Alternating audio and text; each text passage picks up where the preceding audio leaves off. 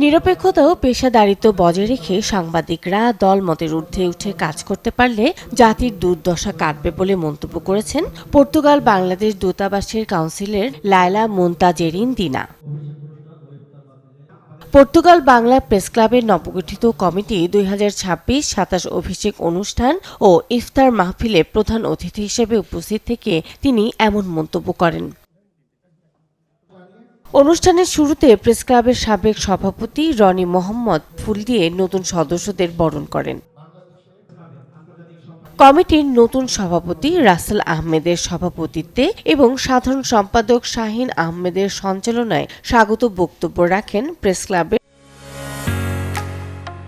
ঢালাইয়ের সেরা premier cement সহ সভাপতি আমিরুল ইসলাম নয়ন, যুগ্ম সাধারণ সম্পাদক আবুল হোসেন আসাদ।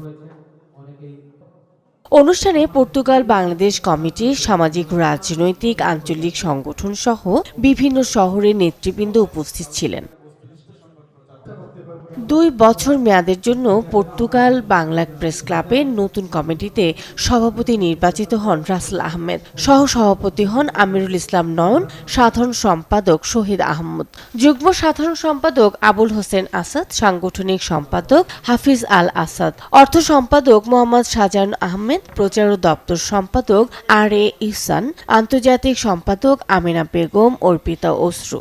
অনুষ্ঠানে বক্তাগণ পর্তুগাল বাংলা প্রেস ক্লাবের বিভিন্ন কর্মকাণ্ডের প্রশংসা করেন, পাশাপাশি পর্তুগিজ গণমাধ্যমগুলোতে যুক্ত হয়ে বাংলাদেশি প্রবাসীদের সুখ দুঃখে পাশে দাঁড়িয়ে সহযোগিতার আহ্বান জানান।